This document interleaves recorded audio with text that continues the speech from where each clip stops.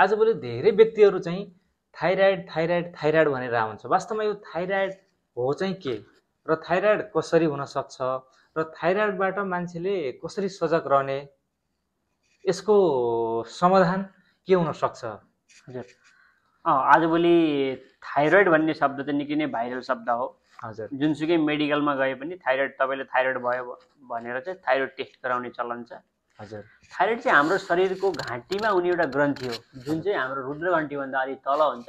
हजुर, यो चाहिँ यहाँनिर चाहिँ रुद्र घन्टीभन्दा अलिक तल, हजुर, यहाँ एउटा ग्रन्थि हुन्छ। हजुर, त्यो ग्रन्थीले चाहिँ हाम्रो शरीरको धेरै जसो चाहिँ कामहरू कन्ट्रोल गरेको हुन्छ, त्यसले चाहिँ व्यवस्थापन गरेको हुन्छ। जस्तो कि हाम्रो शरीरको तौल घटबड कति हुने, हाम्रो शरीर मोटाउने कि दुब्लाउने, हाम्रो शरीर कसरी मेन्टेन हुने, मुटुको धड्कन तलमाथि कसरी हुने, मुटुको धड्कनलाई मेन्टेन कसरी गर्ने लगायत थुप्रै धेरै कुराहरू चाहिँ थाइरोइड भन्ने ग्रन्थीले चाहिँ कन्ट्रोल गरेको हुन्छ। सामान्य भाषामा बुझ्दाखेरि थाइरोइड भयो भन्नुको अर्थ चाहिँ थाइरोइड निस्किने ग्रन्थीले एउटा थाइरोइड निस्किने थाइरोइड हर्मोन भनेर एउटा चाहिँ केमिकल निकाल्छ, थाइरोइड हर्मोन। त्यो हर्मोन कि त घट्न सक्छ कि बढ्न सक्छ। जस्तै झट्ट हेर्दाखेरि थाइरोइड हुँदाखेरि सङ्केतहरू के देखा पर्छ, लक्षणहरू के देखा पर्छ? थाइरोइड दुई प्रकारका हुन्। थाइरोइड रोगबाट हुने चाहिँ लक्षणहरू दुई प्रकारका हुन सक्छन्। एउटा थाइरोइडको लेभल बढेर, एउटा थाइरोइडद्वारा उत्पादन हुने हर्मोन घटेर। थाइरोइड हर्मोन घटेर लक्षण देखिने चाहिँ हाम्रो शरीरको अचानक या बिस्तारै तौल बढ्दै जान्छ। मान्छे चाहिँ अचानक तौल बढ्दै जाने, मोटाउँदै जाने, खाना उत्तिकै खाइराखेको छ तर मोटाउँदै जाने।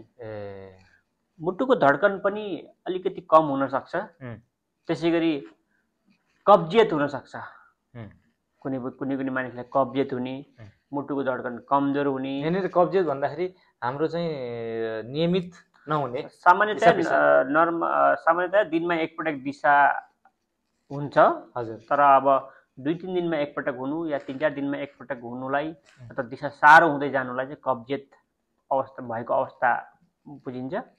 थाइरोइड हर्मोन कमीले गर्दाखेरि चाहिँ कब्जियत हुने, मोटापा बढ्दै जाने, मुटुको धड्कन घट्दै जाने, जाँगर हराउने, छिटो थकान लाग्ने त्यस्ता लक्षणहरू देखिन सक्छन्। भने थाइरोइडको लेभल चाहिँ बढ्यो भने चाहिँ थाइरोइड ग्रन्थीबाट निस्किने हर्मोनको लेभल बढ्यो भने अचानक दुब्लाउनु, कपाल झर्नु, आँखाहरू बाहिर निस्के जस्तो हुनु, आँखा ठुल्ठुला जस्तो हुनु, कुनै मानिसहरूमा त्यो आँखा हेरेरै तपाईँलाई थाइरोइड छ कि छैन भनेर भन्न सकिन्छ। अनि हात खुट्टा सुनिन्छ कसै। जस्तै यहाँनिर लक्षणहरू त हामीले हजुरले भर्खरै भन्नुभयो होइन। वास्तवमा यो थाइरोइड हुनु चाहिँ किन हुन्छ, अर्थात् थाइरोइड कसरी हुन्छ? हो, अब थाइरोइड चाहिँ हामीले खाने आयोडिन, नुन आयोडिन छ नि, हजुर, त्योसँग एकदमै यसको चाहिँ सम्बन्ध छ। र अरू कारणहरू पनि छन् जुन अवस्थामा चाहिँ थाइरोइडका लेभल घटबड हुन सक्छन्। कुनै औषधिको कारण पनि हुनसक्छ, कुनै इन्फेक्सनको कारण, सङ्क्रमणको कारण पनि हुनसक्छ, कुनै भाइरलको कारण, भाइरल सङ्क्रमण भएर अथवा अरू कारणहरूले ग्रन्थीलाई असर पार्छ। र कुनै यस्तो रोग हुन्छ जुनमा चाहिँ हाम्रो शरीरको आत्मरक्षा प्रणालीले थाइरोइड ग्रन्थीलाई असर पार्छ। त्यसलाई अटो इम्युन डिजिज भनिन्छ। यस्तो समस्या भयो भने पनि चाहिँ थाइरोइडका समस्या देखिन सक्छ। भनेपछि थाइरोइडको लेभल बढेर पनि समस्या हुनसक्छ, घटेर पनि सक्छ। यसमा के धेरै हुने चाहिँ यो चाहिँ महिलाहरूमा बढी हुन्छ। महिला अथवा पुरुष मध्ये? महिलाहरूमा धेरै नै छ। 90-95% त महिलाहरूले हुन्छ, 5 देखि 10% चाहिँ पुरुषलाई हुन्छ।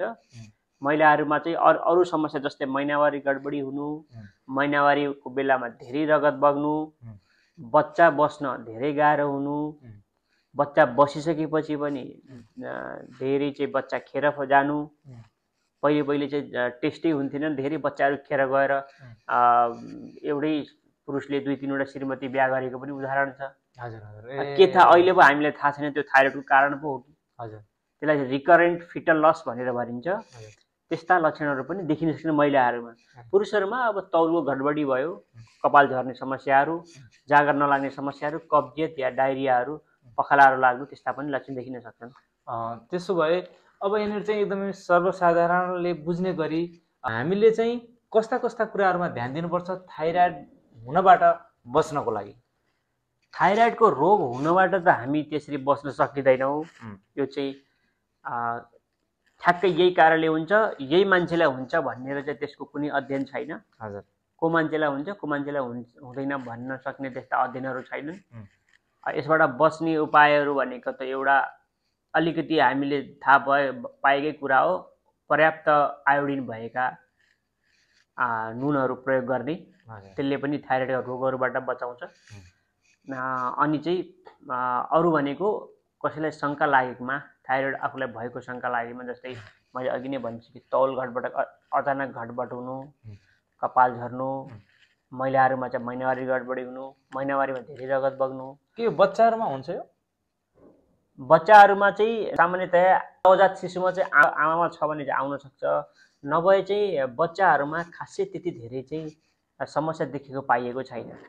विशेष गरी महिलाहरूमा चाहिँ किन देखिन्छ भन्दाखेरि महिलाहरूमा यो थाइरोइड हर्मोन र अरू हर्मोनहरू जस्तै त्यस्ता हर्मोनहरू छन् जसको चाहिँ काम र उसको चाहिँ केमिकल नेचर थाइरोइड हर्मोनको जस्तै हुने कारणले गर्दाखेरि महिलाहरूमा चाहिँ बढी यस्ता रोगहरू देखिन्छ।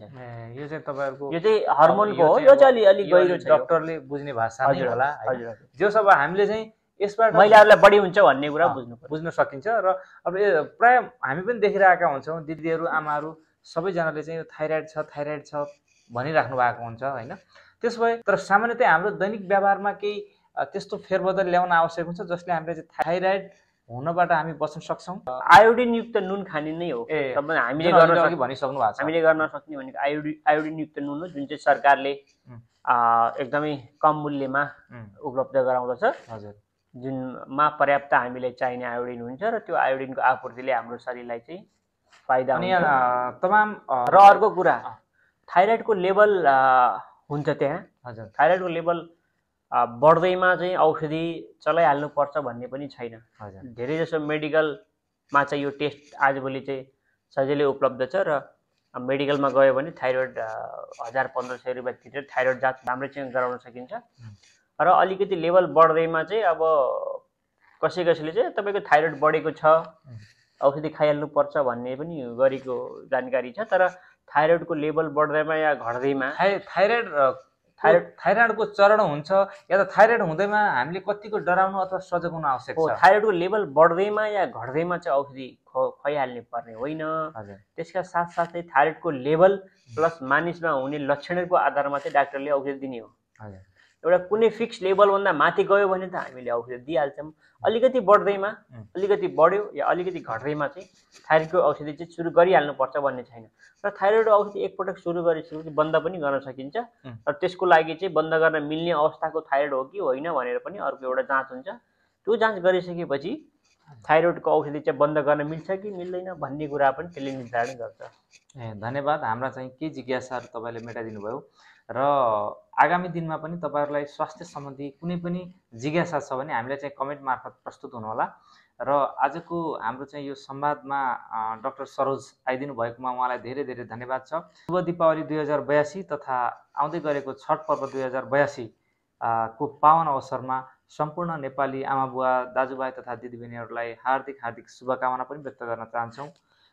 यो कार्यक्रममा आइदिनु भयो र हामीसँग स्वास्थ्य सम्बन्धी केही जिज्ञासाहरू मेटाइदिनु भयो, त्यसको लागि हजुरलाई पनि धेरै धेरै धन्यवाद। हस्, धन्यवाद। नमस्ते सम्पूर्णमा।